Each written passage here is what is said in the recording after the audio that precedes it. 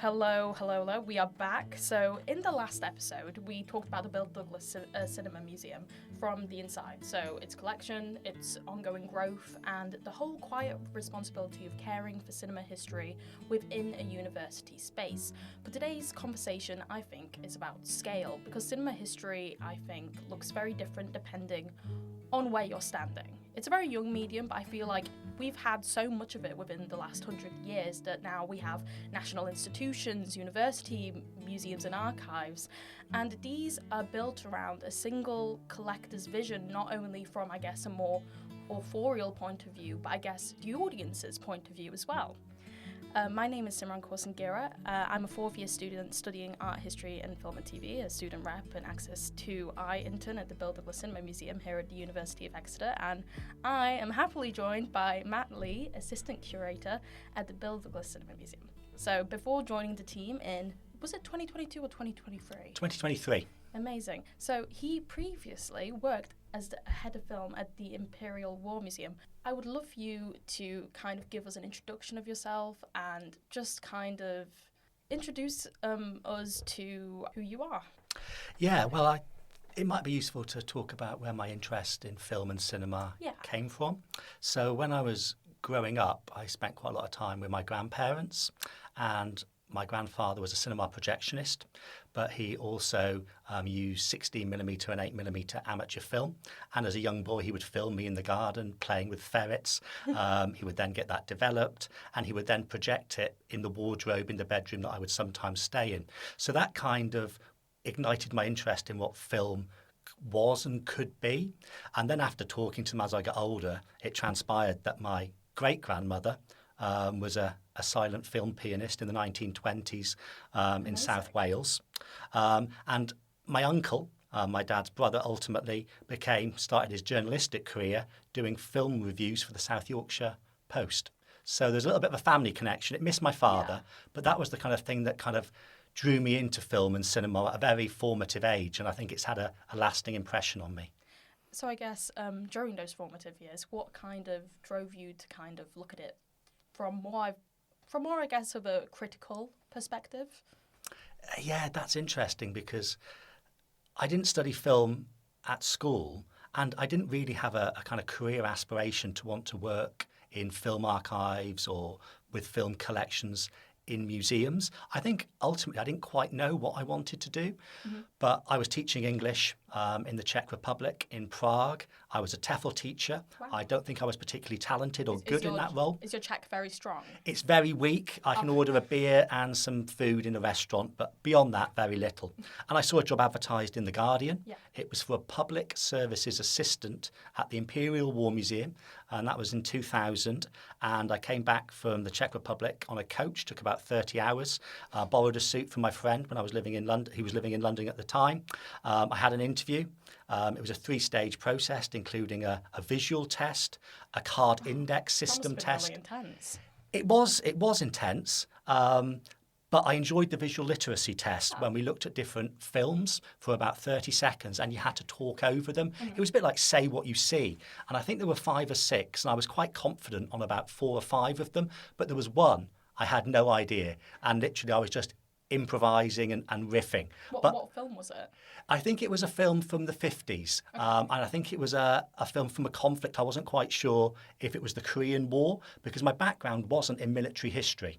So, but I was pretty confident that it might have been from a newsreel, but the content itself. So when you're looking at film, you're looking at it from multiple perspectives. You know, who shot it, who it was for.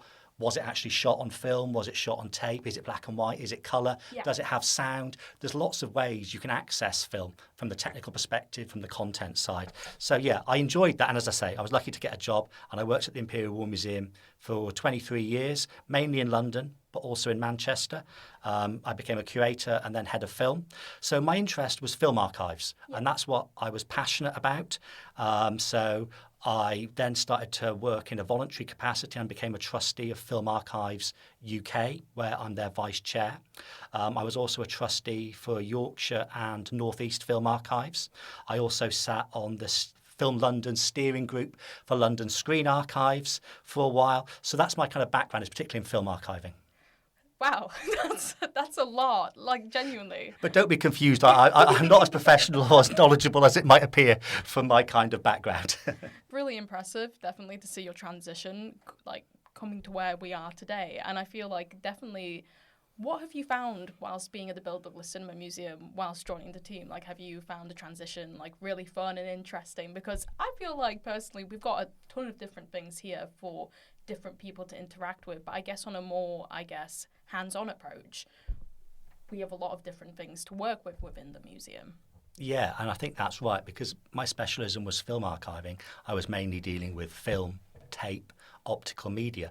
But when you come to the Bill Douglas Cinema Museum, suddenly you're dealing with all kinds of material: paper, wood, glass, metal, plastic. If it can be made out of it, we probably have it in the collection. So very quickly, I had to kind of revert back to some of my very early museum training, particularly in what are fairly basic areas of handling, conservation, preservation, and kind of reacquaint myself with those. But what I remember the most, I think, is that when I first came to the museum in the late 90s, the collection was about half the size it is now. It's almost doubled. Yeah. So that was a bit of a shock. Tell me about when you came in the 90s. Like, was it like a casual visit, or was it... Well, I was a postgrad here. Yeah. So it was the first year of the course. And at the time, it wasn't the Bill Douglas Cinema Museum. It was a research centre. It hadn't had museum accreditation. And it was very much aimed, obviously, at the student and the teaching, but obviously still had a public-facing galleries and exhibitions. So, yeah, when I came back, some things had changed massively. Other things had kind of stayed the same. I recognised the same carpet in our storeroom that had been there for, nearly 30 years. Some objects I remember, had been on display and were still there. Other things had changed dramatically. So the core collection, which we got from Bill and Peter, is the kind of foundational stone of what the museum is built on. Definitely. But since then, and the various curators have come in and have augmented and enhanced the collection in different ways, taking it in slightly different directions and building on areas that the collection was already strong in, but augmenting it in a more interesting way. And I think definitely as time has gone on, since the collection has grown more, it means we've had like more versatility with it. I feel like we've been able to interact with people in a more versatile way, where you not only bring in that, nostalgic sense when you were talking earlier about your childhood and growing up with film, but you also get to get a grip with film's more technical roles and perspective. Because I feel like film preservation is a really intricate process, and I would love to know more about more of the film, especially celluloid preservation, because I feel like I've not really interacted with that as much at the Bill Douglas. I feel like in my time volunteering, especially with the Cambridge Film Archives, I've been working more with press material. So what's your experience, with more that side? Yeah, film preservation is something I work quite closely with for many years.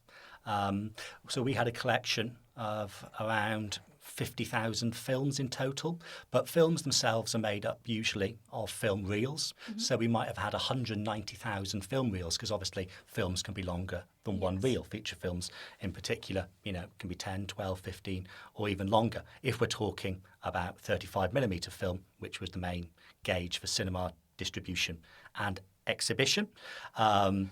The most important thing for looking after film is the conditions in which it's held in. You really need lower temperatures and lower humidity. In some cases, you need to freeze film, particularly colour film, to ensure its longevity. Mm-hmm. So that includes amateur film. The pressures have changed over the years. So when I first started my career in film archiving, film duplication was the order of the day. So films were duplicated. You might go back, if you had it, to an original camera neg or a negative, or a fine grain if that's all you had, or even if a print, depending on what source material you had, and you would then generate another copy. But in the era of digitization and scanning, things changed massively. Definitely. And that was a kind of a game changer.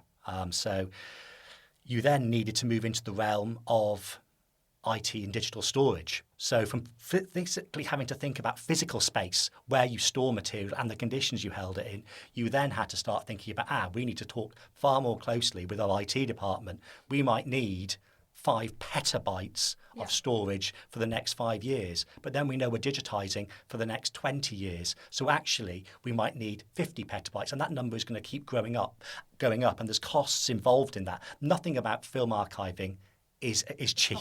It's not it is. simple. It's not simple. It's not cheap, and it takes time. Yes. Film restorations can take years. You might go to different countries looking for different versions of the film, what different source material they have, trying to bring it together, working with the restorers, the digital restorers, spending time with them, talking about different shades of blue when you're dealing with tinted and toned films. What we have now, is that how it would have looked like 100 years ago? Restoration helps bring back the time of which that production has been made.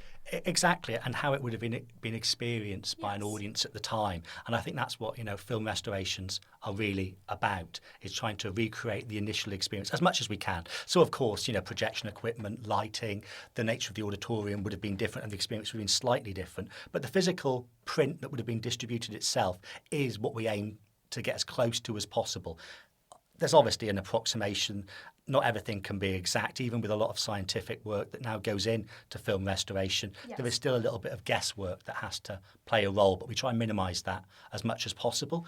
But really, when you're doing a film restoration, every decision you make should be logged and justified and explained, so people can understand why you've done it in a certain way. And then in 10, 15, 20 years, people can learn about it. And if other film restorers are doing it, they can use that. They can disagree with your approach. So that the nature of restorations isn't that it's a final copy. It's just part of a bigger kind of web of restorations. Yes. I feel like in terms of film restoration, do we interact with that much here in the museum, or is that something going into 2026 you want to maybe look at as kind of like a possibility? Well, because we don't really hold many films in the collection. We do digitise some of the film material we do hold, and it's an area that we need, I would say, to focus on a little bit more intently. So we need to look at getting some of our films that we have that Bill and Peter donated to us digitised ASAP, really, because film is constantly deteriorating, so the image quality will be going downhill. So it's something we need to address sooner rather than later. There are obviously costs involved in that, but it's a really rewarding and satisfying experience looking at these original films, looking at how they were originally shot and thinking about them as well. So that's what restorations do. It can sometimes sound a bit technical, but actually you're incredibly immersed in the content, who was behind the camera. In the whole technical process of film itself. Exactly. And it's always a learning process. You don't come to it thinking, I know how I'm going to do this necessarily. Actually, the film tends to dictate that when you actually open up reel, a box.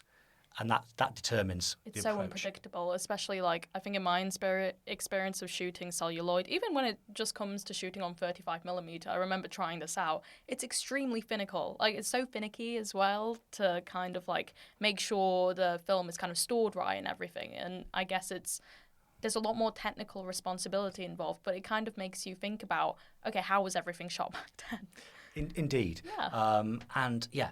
It's right. Dealing with film now, shooting with film, and people still do it, and I'm glad they do. But I think the kind of legacy we deal with is film that was shot 60, 70 years ago. It might be suffering from something we call vinegar syndrome. Interesting. It's called vinegar syndrome because it smells a bit vinegary. It's the kind of acetic decomposition of films. And when you open a can, it can sometimes smell of vinegar. And then you can test to see at what level it's already deteriorated to. Does that affect the image as well? It does. It does. Particularly when it kind of the kind of autocatalytic sort of deterioration, when it hits a certain point, it falls off a cliff rapidly. So when you're getting to levels 2 and 3 in terms of the testing, that's when you have real issues, and digitisation is really your only choice. And it might be that actual physical reel can't be saved, and the only copy you can have is digital after that. So you would normally segregate films that have serious vinegar syndrome. Yes. I feel like digitisation going forward in museum archives is going to be more than important, because I already have DVDs, I guess, in my own archives, which have already been scratched, and they're great because I love having that physical media on me. Do you have any physical media? I do, yeah. And it's interesting that you should talk about DVDs and CDs, because a little bit like tapes. Everyone has a slightly kind of nostalgic and generally a romantic kind of understanding of what celluloid is, be it cellulose nitrate, particularly when people kind of rhapsodize about that, or cellulose acetate or polyester more recently. But optical media, like CDs, DVDs, there isn't the same degree, I would say, of passion or care for that particular format. Even though, as a kid growing up, I was amazed by Laserdisc, the size of a vinyl. And I thought, wow, this is the future. But as you say, it can be damaged. It wasn't kind of built to be a long-term format. And of course, effectively, CDs and DVDs are increasingly obsolete with digital files. People still have them. I still collect 4K Blu-rays. Yes. I watch that on my television. But yeah, more people are streaming content now. So analog material particularly, but also optical media is an area that archives need to focus on because it's not going to be there forever. Definitely. And can I trouble to ask you for your top 3? I remember asking Phil about this and he was really struggling, but it'd be great to see at the minute. What are your top 3 favourite films or top 3 most recent favourites? My taste is quite eclectic. And sometimes I just like a good rip-roaring story. Yes. I like the Dune franchise. I enjoy that with the Hans Zimmer music. Have you read the books? I have read the books a long time ago, and I remember the David Lynch version with Sting in, and that was a... I need to watch that again, actually, because, that's a peculiar film, and I think it almost ruined David Lynch's career. It was a kind of turning point after that film was made. So, I like the Dune films. I recently saw The Pianist, which I thought amazing. Yes. Was kind of creatively very impressive, and with its break, and The Brutalist as well, which I enjoyed as well. I thought the format and Good the structure. back-to-back viewing there. Yeah, and it is because I think so many films come out, and sometimes when you work in a film archive or a cinema museum, you think, this person must watch 2 or 3 films a day, or But for a lot of my career, I was viewing films as part of my job in terms of cataloguing and documentation. So I would actually go to the cinema less than before I worked. So when I was a student or when I was 15, 16, I would go to the cinema 2 or 3 times a week. Now I probably shouldn't say this, I probably only go once or twice a month, when I buy films on Blu-ray and 4K. It's not that I kind of have turned away from the cinema experience. I still enjoy it. But when it's part and parcel of your working life, sometimes you want to do something different in your spare time and in your evenings. I feel like there's definitely different aspects to taste in terms of accessibility, like you said before. And I guess when it comes more to a museum and I guess categorizing that taste, especially for audiences, how have you found that, especially being at the Bill Douglas Museum? Like, have you found like certain audiences react differently to certain tastes? Like, I guess, do they yearn more for the nostalgic side of cinema, or do they seem intrigued by, I guess, more of the old stuff that we have to offer? Because I personally find that we have so much stuff to offer that we could do so many different displays, genuinely. Yeah, it can be quite difficult sometimes because some objects in our collection go back to the Victorian period, so it's beyond people's kind of lived experience or living memory of an item, whereas other stuff comes from the 20th century, and it's understandable to people because they might have actually handled it, they might have used it. But then we sometimes obviously get children in and they look at an object that, for me, so I'm thinking of a landline that might have had a rotary dial in the collection. It has Mickey Mouse and he's holding the receiver. I've seen that in the museum. It's first floor, isn't it? It was in there, and it's made out of plastic and it's easily identifiable if you know what it is, like most things. But when we ask children what it is, they just don't have the faintest idea of what that is. They know what a mobile phone is, but they don't know what a landline was with a rotary dial. And sometimes, obviously, children can ask really quite probing questions because they're not afraid of sometimes looking stupid or showing that they don't know much about something, but they talk about it in ways that can actually help us to understand it and reveal it. And as a curator, what you're trying to do is listen to your audiences. And when you're thinking about your audiences, you're thinking about different groups, demographics within that, and you're kind of professionally segmenting audience types? Is it a family audience? Are you looking at a slightly different older audience that maybe retired? Are we looking at a younger audience here for this? Does that mean students? Does that mean children under the age of 12? So you're constantly thinking about those things. But when you're curating exhibitions and displays, you're trying to be as inclusive and as all-embracing as possible. So, although we work at what is a university museum, it's important We're still open to the general public. It's still open to the general public, and we use language that everyone can understand. We don't want to use academic jargon that people might associate with universities. The language and the choice of words and the grammar has to be understandable to children in the same way it does to a professor, a historian, an incredibly experienced researcher. And with interpretation, generally what we find is keep it clear, simple, and less can sometimes be more. Leave the audience to explore the object. Film is for everyone at the end of the day, and I feel like everyone can interpret a certain thing a different way because I remember going, there's a certain centre in Bradford. I only got to visit there very briefly, but I remember going there with my little cousins, and my little cousin, she's 8, bless her, but she looked at a little figurative poster of Marilyn Monroe, and she loved looking at her. Even if it's just she has no idea who she is, there's some kind of personal memory, I guess, or certain iconity, if that makes iconity. Is that a word? I think it might be a word. Let's go with it. I like it. Let's go with it.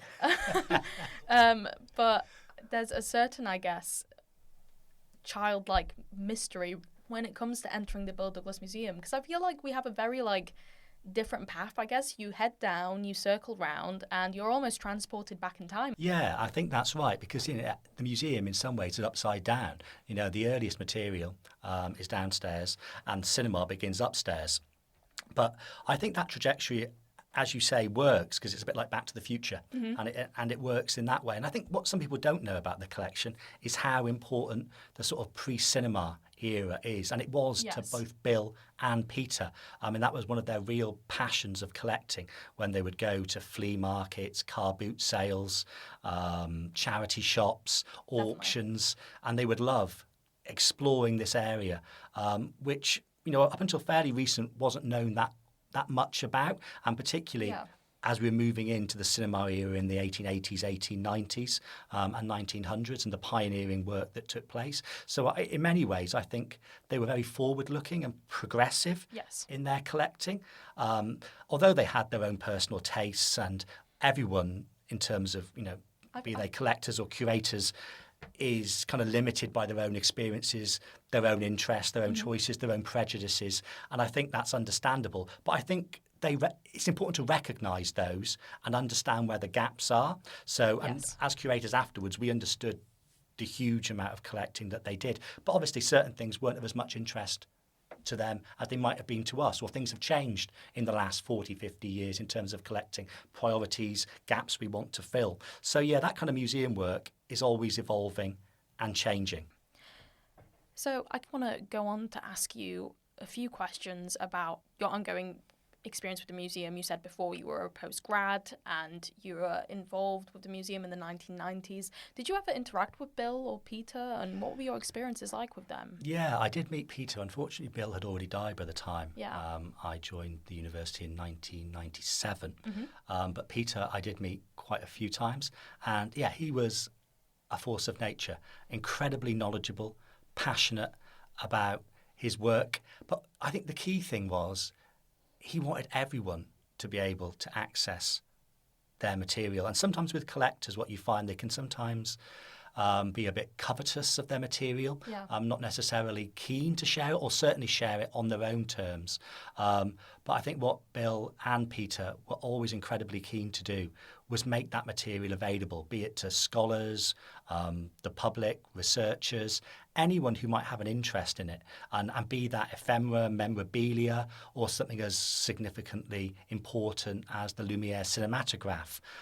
They were very democratic in the way they collected material. But at the heart of that, and the reason I think why they donated it to the university, obviously because of the Devon connection, but also they thought this would be a great home for it, so research could be conducted, but also it was close to the city of Exeter and Devon and Cornwall and further afield, and people could come and experience and enjoy the objects that they'd collected over decades. Did your own instincts change after you met them initially? Met Peter, I mean. Yeah. Well, I think it kind of did. And sometimes when we take an object in now, recently we've taken in an 18th century transparency viewer. Tell us a bit more about that. Yeah, I mean it's a wooden object that has 5 sides with glass and transparency images that get lit from inside. So when they're lit, suddenly you might see light in the image or flames from a building that's been set alight or magma from a volcano. So it works in a sort of similar way to protean views or dioramas when they're backlit. Yes. But this is on quite a tall wooden building. It had a chimney on top. It's quite decorative. It is decorative. It has nice wood panelling, a little bit of marquetry. It's probably a unique piece, most likely made for someone who had a little bit of money that could show it to friends and visitors, and obviously the images could be changed and you rotate it round. And the reason I thought of Peter when I was buying that, because I know he would have loved that object. Yeah. It was an original and it was unique. But definitely. In the back of my head, I think he'd probably be saying, I think you've paid a bit too much for that, because they loved a bargain. Yeah. So, and it's funny, these things, but ultimately you can't always get a bargain. Sometimes you do have to spend a little bit of money in order to bring something important into the collection. And it's little things like that you just in the back of your mind, you sometimes hear, it's fantastic. Oh, I would have paid that. I would have negotiated that. Yeah. And it's interesting. I sometimes think because this isn't The Apprentice at the end of the day. No. It's not. But, it's different because, where we work in a museums sector, and Peter obviously particularly, was an incredibly avid collector. And although those two things have a huge degree of overlap, there are certain things that you can do as a collector that you can't necessarily do when you're working in an accredited museum. So there has to be a little bit of a balance. Definitely, because I think sometimes people assume that some things within film are sometimes easily overlooked, but I feel like here at the Bill Douglas we have a little bit of everything to offer to people. And I guess on more of a curatorial perspective, do you think that most recently, there is any material that is easy to overlook or is not so easy to preserve? I think, ideally, you shouldn't really overlook anything in the collection. Definitely. But there's always a but. Resource staffing implications mean sometimes actually you can't spend as much time as you would like on items in the collection, and particularly in terms of their conservation and preventive conservation. And that's really how we can kind of look after objects for as long as time as possible, normally by keeping them in the right environmental conditions. And one of the issues we've had recently that we've kind of identified is plastics. Obviously, plastics have environmental questions and concerns about whether museums should take them in, what we do with them. But also from a museum perspective, they can be incredibly fragile. There's so many different types of polymers. It's a really complex area. We've just done a collaboration with the Arts University Bournemouth and their plastics research centre there, helping us understand a little bit more about plastic items in our collection and what we can do in the future to look after them better. So I think that's a challenge because that material is often treated as ephemera, throw away. Literally, a Jurassic Park cup from the 90s would have been thrown away. It was never intended to last for 20, 40, 60, 80, 100 years. But museums would like, if at all possible, to make that happen. Sometimes they can't, and it's a challenge. Especially when you want to, I guess, not keep everything, but I guess you want to keep everything together in one single place, especially when it comes to, I guess, the different things you can get in terms of ephemera. Because I think I've seen it all within the Bill Douglas, because I feel like most recently we had the exhibition go up in Thornley that has all of the Hollywood ephemera, and I feel like that's so varied. Do you think that's changed, coming into present day? Do you think ephemera has kind of decreased? I think there's still a lot, but I think there was certainly more. Obviously, with digital operations now, things don't always have to have a physical manifestation, but things are still there. Yeah, I mean, there's still postcards, there's still things that go around, but you don't get quite as much in terms of press books, film publicity, I would say. Obviously, there's still posters circulating, but it's not to the same extent as it was, maybe 20, 30 years ago. So, yeah, the landscape has evolved in that way. It can be harder to obtain some of that material. But, yeah, some of it still, you can just walk into the Phoenix Cinema in Exeter and you can still get material that's relevant to the Bill Douglas Cinema Museum. So we can still take that material in. It's very hyper accessible, and I feel like personally it's very good that the Bill Douglas Museum is hyper accessible and kind of acknowledges the fact that perhaps some parts of film history has kind of been flattened sometimes because of some instances of, I guess, circulation online, and especially in terms of preserving film history over time, I guess, if that makes sense. Because I feel like there's so many different layers to this. You have more of a media journalist perspective, then you have more of a critical perspective, and you have all of those different layers building up to a moment in film that is supposed to be relatable to audiences coming into the Bill Douglas. So it's a lot of feelings to have overall, I guess. Yeah. And I guess, how do you feel about how film history or cinema history as a whole circulates online now, especially in terms of forums and I guess more of a modern day circulation? Well, I think it's interesting. I think particularly in the last 5 years with the rise of AI, Definitely. I think that's huge. You can type pretty much anything into a search bar and, be it Gemini, ChatGPT, will give you a potted history. Often it can be simplified, it can be erroneous, it might tell you which sources. Do you trust those sources? A lot of people are going to get their understanding of film and cinema history using AI. Yeah. And some people will be smart enough to kind of trust but then verify their sources. But understandably, a lot of people won't. In the same way people use things like Wikipedia or IMDb. They can be very useful resources, but you can't rely on them necessarily to be accurate or historically accurate.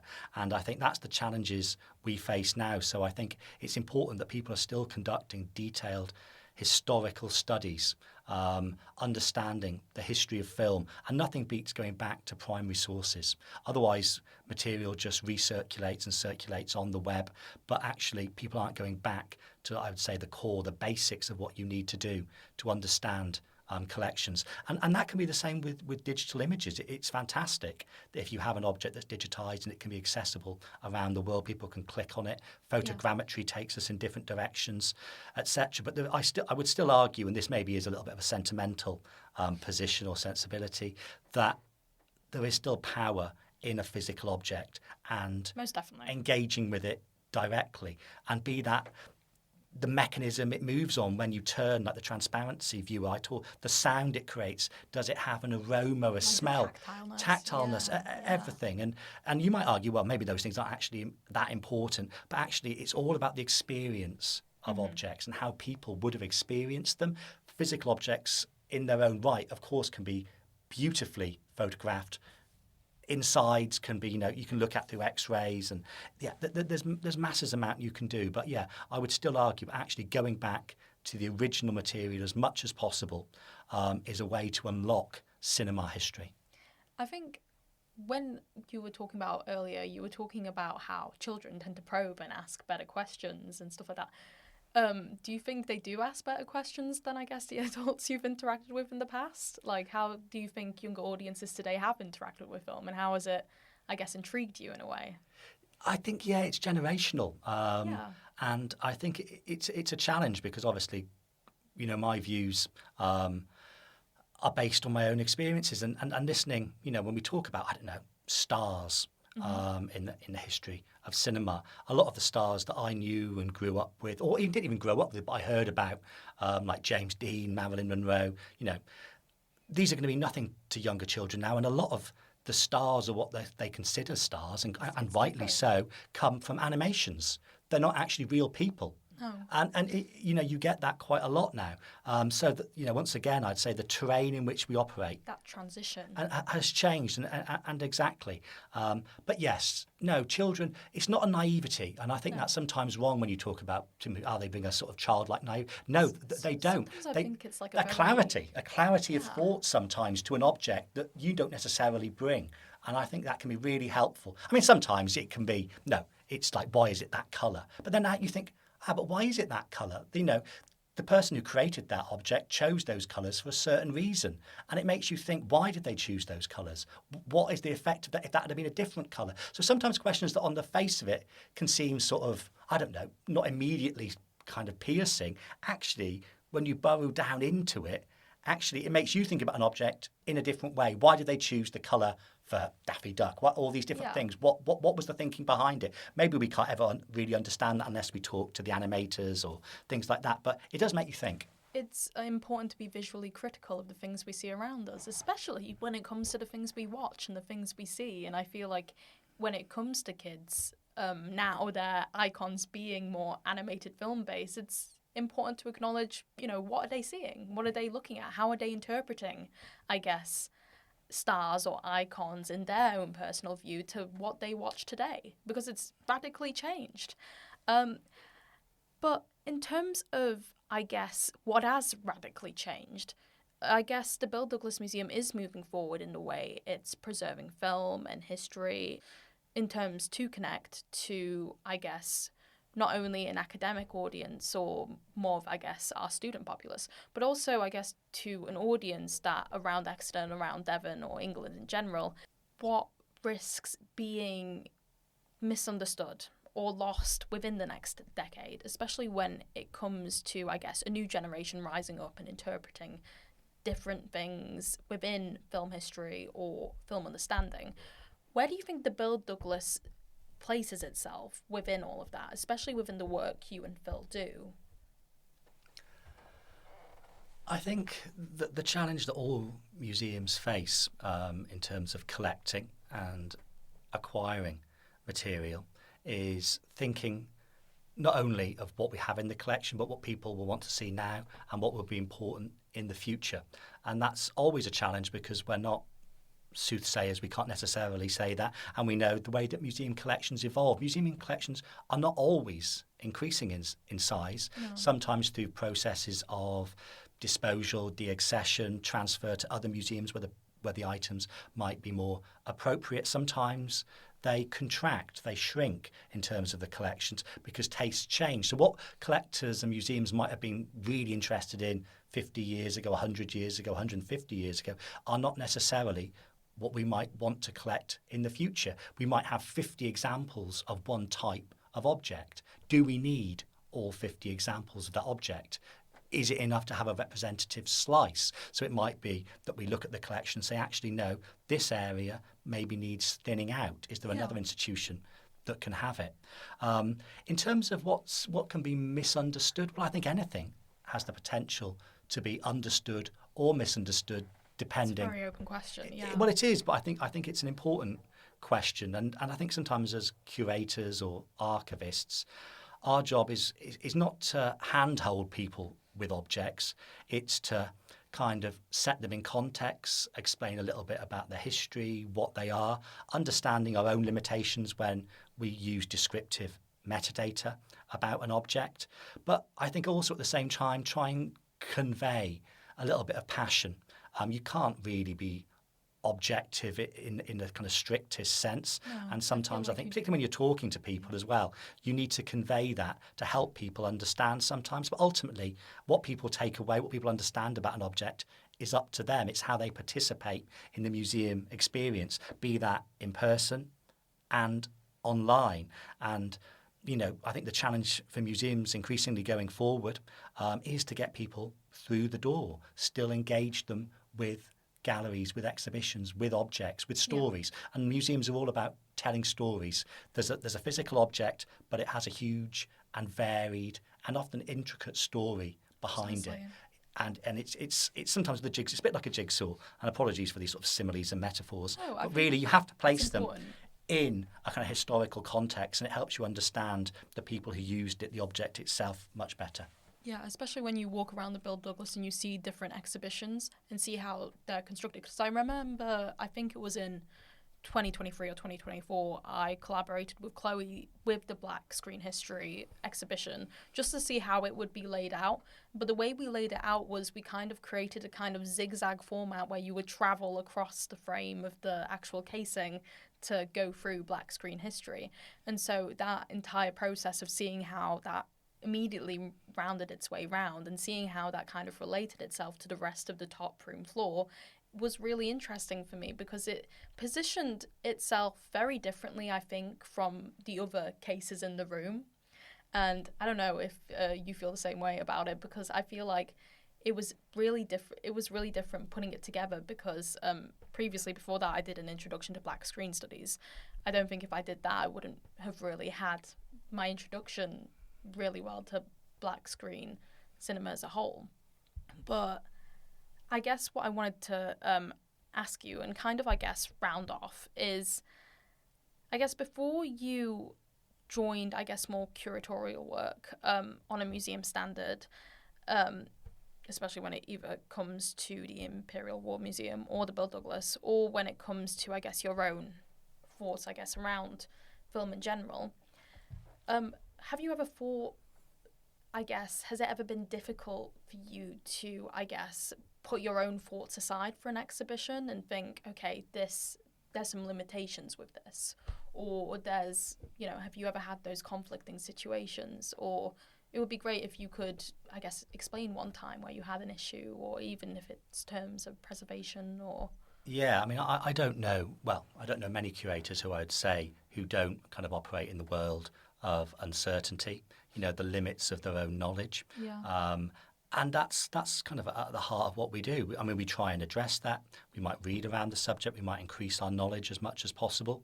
But ultimately, we're kind of shackled by our own personalities, our own sensibilities. So that's why I always think it's important to kind of consult with visitors, with our audiences, and that can be through something fairly basic like a questionnaire, or you could have a consultation with stakeholders in the community, and you could look at different communities, different groups, to learn more about what they want to see in the museum. And I think that's really important, because it's a two-way process. Curators might, for example, know a lot about the history of cinema or film archiving, but it's how you convey that to an audience, and do an audience want to know about that? Are they interested in more behind the scenes stuff, the way museums work, how we catalogue things, how we look after collections, how we make decisions around acquisitions or disposals? Mm-hmm. So there's what you see on the surface of a museum, which is normally in the galleries and on display, but there's the behind the scenes aspect. And I think, going forward, a number of museums are already sort of creating almost like glass boxes where you can see conservators at work and to see how they look at the collection. So it's kind of like... Where have you seen those? At the V&A, at the recent storeroom. I'm in East London. So it's given us opportunities actually to see what goes on behind the scenes. And I think people are interested in that. They want to learn more. And even opening up your storage lets people see objects in a way that they wouldn't see when it's on display. There might not be the same amount of interpretation that goes with it. So you might not get the sort of handrail that helps you understand the object. You're just confronted with it. How do you engage with that? What can you learn more? How are you guided? Yeah, I mean, is there a QR code there? Can you ask somebody around it? Do you want to just take a photograph and use AI to work out afterwards, looking at the photograph, what it is? So it's a different kind of experiences, and I think museums should be more open to opening up different spaces as much as possible and as much as practical, given the kind of tight constraints that often museums operate under in terms of resource, particularly staffing and money. But ultimately, yes, in an ideal world, the museum experience should be as broad and as deep as you can possibly make it for people, so people get a real understanding of why people want to work in museums. Why do you want to work in a museum? People often ask me when they say, well, you could have done this, you could have done that. But I think, you feel that you actually play a role in society, in looking after sort of like, heritage collections and culture. It's kind of like a nostalgic reconstruction, almost. It's like you're reconstructing people's, I guess, memories of, a vague memory of seeing this film, ages ago in a cinema, and feeling something. Because I think my first film that I ever watched in a cinema was, Ice Age, like the first Ice Age film. And I remember seeing a press material for that at the Bill Douglas whilst going through volunteers, because I think I was low-key I was getting bored of sometimes cataloguing, so sometimes I would search things up on the website and just have a look through and just see whether we had like different objects. And seeing the Ice Age press book that we had with like all of the animated characters was amazing. It was an unbelievable experience. And that's a really interesting point as well, because we also could do some work in the community with people suffering from dementia, and we're able to take replicas and objects, and sometimes it's actually a film that they remember from their childhood or youth that they can still recall and still resonates. And that, once again, that's another one of those satisfying and rewarding things we're able to do with the collection. It can reach audiences in different ways than perhaps you might have originally thought they can when you're dealing, perhaps as we talked about, with younger children or someone from a different period in their life. But actually, it can actually have a kind of a health benefit, a public health benefit. And I guess kind of to round off that, the experiences that many different people feel when they enter the Bill Douglas, what do you hope? So if someone were to come to the Bill Douglas for the very first time, what is something you would hope for them to discover or feel kind of impacted by? Or what is one of the things that you would feel impacted by? I think it's important for people to try and understand the universal and global power of film and cinema. And that's been pretty much the case, although there's been changes and technological shifts, the advent of television, streaming services, the move from analog to digital. But from, pretty much from cinemas being set up, certainly in this country, in the early 1910s really, and growing to thousands and thousands and now contracting a little bit. It's a little bit about telling that story.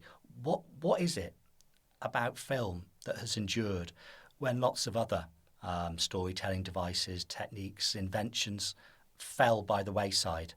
What is it that makes film special to so many people? Why do people want to create, billions of reels on social media and YouTube? What is it that people want to tell stories? Through moving images. And I don't know if I have the answers. I'm not sure if the museum does necessarily. But I think sometimes what we need to do is make people question why they do things and why we collect things and what it tells us about history and, more importantly, who we are. And I think that is embedded in us, the kind of imperative. DNA. And to tell stories. And I think that comes down to quite a lot of it, but it's obviously more nuanced and more complex and other psychological factors that probably come into play as well. Yeah. It's, I think, very interesting to close off there, I think, with the psychological aspect of film, I guess, on visitors and I guess audiences who do come to the Bill Douglas Museum, because I feel like there's an intersectionality of different ways that you can definitely interact with the collection as a whole, either if you are a member of the public or even if you are a student. And personally, what I have loved about the conversations I've had with you and Phil so far is that this reminds us as a whole that film history isn't necessarily fixed. There's so many different layers to it. And it's shaped ultimately by people like you and Phil, but not only by people like you and Phil, but also by people like you, the listener, who comes to the museum and interacts with what we see as film history. And the way that you interact with things at the museum ultimately impact your own memory of what you have rediscovered as film for your entire life. And I guess the Bill Douglas isn't only a place where this film history lives, it's a place where it's constantly being questioned in not only the present, not only in the past, but eventually going forward in the future. And it's so exciting to see how that has been changing and how, I guess, that has been changing for you, Matt. And yeah, I really want to thank you once again for coming on and talking to me about this, because personally I feel like I don't have a lot of experience, especially with celluloid and film restoration, and learning that with you and learning, I guess, more about that side of things is really interesting. And yeah, I really want to end this off just by doing a cool quick fire round. I did this with Phil, and I remember him feeling really nervous about it, so hopefully we're going to do this speedy time. Okay, so silent cinema or early sound? Silent. Why? Because I think it can be quite easy to dismiss silent cinema. as a little bit incoherent, not fully formed, as if it needed sound to create what film is now. But actually, especially in terms of like exposition and stuff like that. Well, indeed, yeah, and things that we don't have as much now with intertitles or with actual sound effects in auditorium.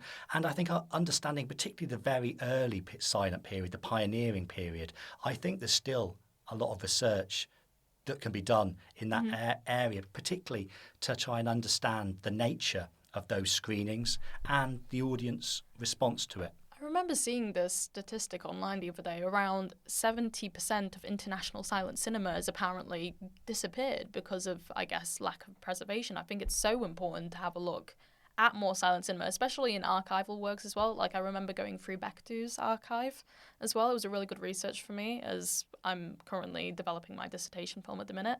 But yeah, all of those different aspects of silent cinema, I think definitely makes it much more of a more impactful era of cinema to look back on. Okay, so a physical object or marginal notes? That's a tough one. I mean, I like annotations in works. Yes. I like marginalia as well because it can tell you so much about the process and the practice of a filmmaker, of an artistic director, some things that you wouldn't get otherwise. But yeah, I do like big objects. Yeah, and decorative objects. Yeah, decorative is one thing that you can put on display. And I think one of the kind of slight limitations we have at the Bill Douglas Cinema Museum is because we just don't have enough storage space, sometimes we're limited, that we can't take in the really large, meaty objects that people might remember. And I think in the future, if we're able to expand the museum, get funding, that's something that I think, the museum I know that Phil and I would like to address is they're able to take in objects actually that we can store in conditions that are much better for us. But yes, both of those things I can't really choose. That's understandable. Okay, next. Obscure ephemera or a canonical classic? I think obscure ephemera. Yes. Okay. I was hoping you were going to choose that one. Yeah, I mean, if it's part of the canon, there's probably already a lot out there that's written about it or understood. But with obscure and slightly less well-known ephemera or memorabilia, it's such an interesting find. I feel like the more you interact with film cinema, the more you delve into that obscurity and you open yourself so much more to that obscurity. Exactly. And I think it's the pervasiveness of film merchandising. It could kind of, take over so many different things, from cigarette cards to boxes to postcards. Pretty much anything could have a film aspect. Packed lunchboxes, rucksacks, toy cars, pretty much anything. And of course, that makes sense on so many fronts, and it was obviously revenue generating as well. Films can make a lot of money out of merchandising, but some of the more obscure things, when you see them, they're delicate, they're fragile. We have to be careful how we handle them, how we put them on display, and of course, because of that, some things simply haven't survived, so they become rarer because they are fragile and vulnerable and they get broken. So I think obscure ephemera I'd go with on that one. Okay, so I know we touched on, different formats. We talked about 35mm, 16mm, and you also talked about your sincere love for 4K Blu-ray as well. But what is one film format that you secretly love? Well, I'm going to give a bit of love to the VHS tape. Very interesting. Yeah, I mean, really, Betamax and VHS were the main household formats in the 70s, 80s. And is there any, extreme memory that you have? Because it was going to video shops with my parents, going to local ones, independent ones, and seeing what was on offer and checking the case to see if the physical tape was still in there, see if we could take it out. Some were more expensive than others, some that were older. Even though the quality of VHS wasn't great, it actually brought films home. And, otherwise you were relying on television. And television, could screen some wonderful films. But there was something nice about seeing a new release on VHS. And, outside the scheduled time, I guess. Yeah, exactly. And, we couldn't always afford to go to the cinema. But, VHS tapes made it a little bit more accessible. So yeah, the humble VHS tape, which kind of spawned a global revolution in terms of domestic viewing. Obviously DVDs took over after that, and then Blu-rays. But yeah, for me, formatively, the VHS tape. It's really weird because I remember the VHS tape as something being really prevalent, especially, I don't know, in the early 1990s. But I remember growing up, my mum, we had a really old TV, and I remember my first VHS film was a double feature. It was American Tail. An American Tail, and we had a double feature of it. And I remember me and my brother holding this big VHS tape. We had no idea what it was. And my grandparents had this really old VHS player from, I think, the 1960s. My great-granddad had brought it down from Punjab. And it's really old. It's dusty now. It's in storage. It would not work the same way. But yeah, I miss VHS. I miss VHS so much. I think there's a certain colour grading as well that I kind of miss about it. But I don't know if that's just an American Tail in general, because that was a nostalgic film for me as a whole. Yeah, I mean, tape formats, as I say, don't get a lot of love, but they were incredibly important. And it's something, that we need to look after, because increasingly they're degrading and a lot have become obsolete. So maybe we only have another 5, 10, 15 years left to preserve those films, get them digitised. So, there needs to be greater impetus across the sector to digitise tape collections.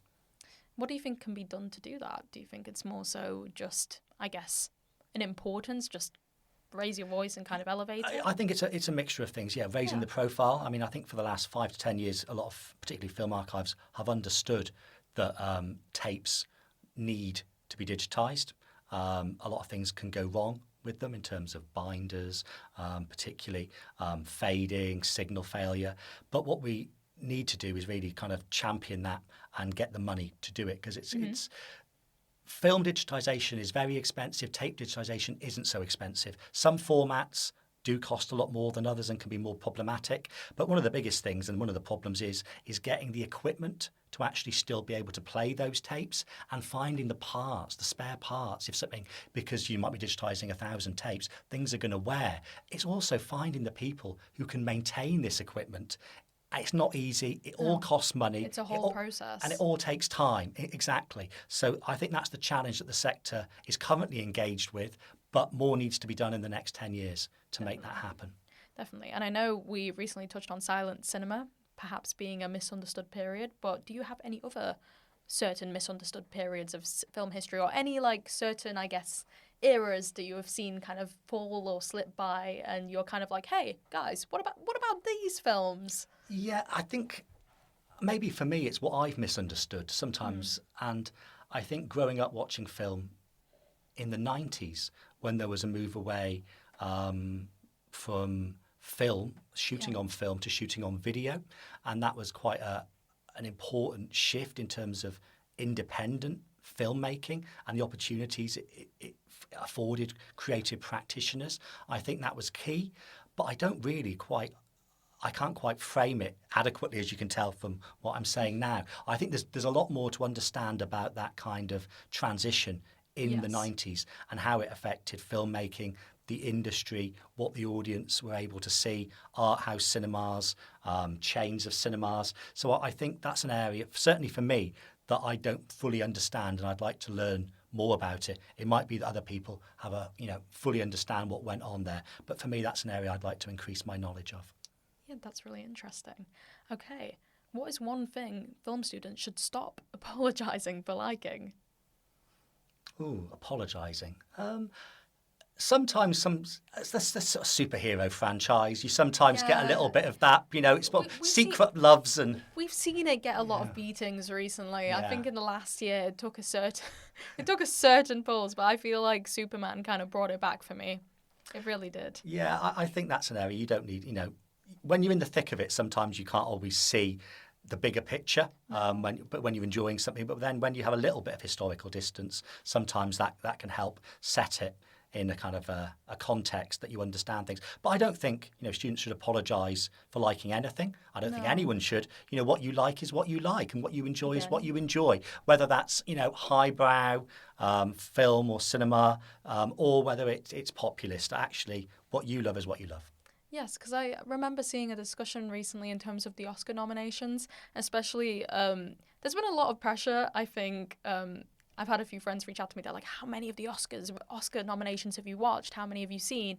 I'm just like, 2, 3 maybe? Like, it's so difficult, I guess, to work your way down, I guess, all of these different films, all of varying structures and different critical responsibilities within them, because there's such a different range. And I guess that critical responsibility that you sometimes face as a film student is sometimes implicated because your taste is implicated constantly. You're just constantly encountering new different aspects of film, and it's very fast growing, definitely.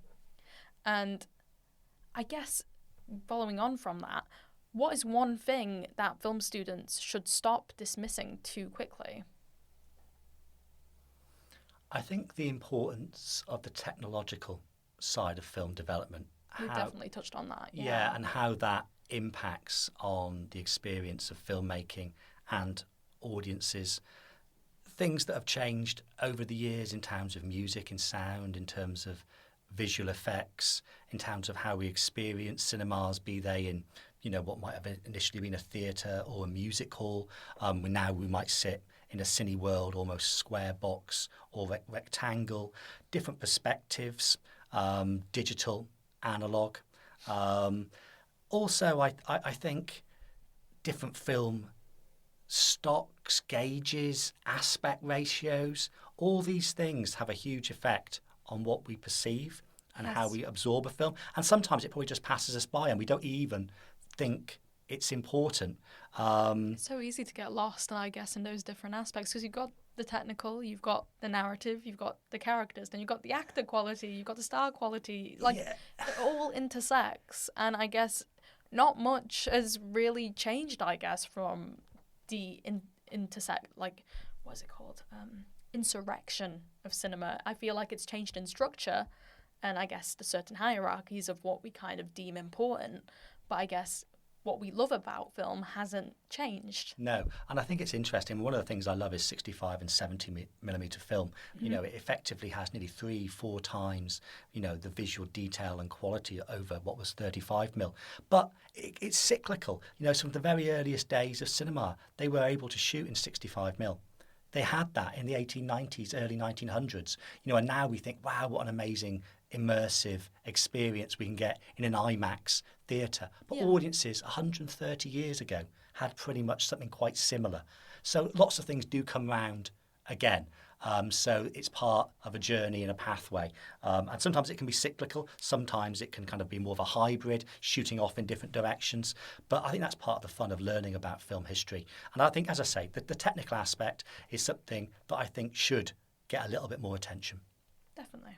And yeah, I feel like that kind of rounds off where we have kind of talked about a lot about film restoration. We've talked about the digitalization of cinema. We've talked a lot about different kinds of audiences and how they've interacted as well with different types of cinema, different types of exhibitioning styles and different object representations. And this has been really interesting. Thank you so much, Matt, for your time today. And I guess for sharing how different perspectives and scales and different tastes shape how we do the work here that we do with the Bill Douglas Cinema Museum. No, and thank you for letting me talk. And some of these questions have made me think about things differently. And I think as a curator, that's something you always need to do. Your view should never be set in stone. You should always think about things differently, reassess things, come back to things. It doesn't matter if your opinion doesn't change, but actually you still need to have that curiosity and that inquiring mind. And I think that's why I probably stayed in the sector as long as I have. Thank you, Simran. Thank you.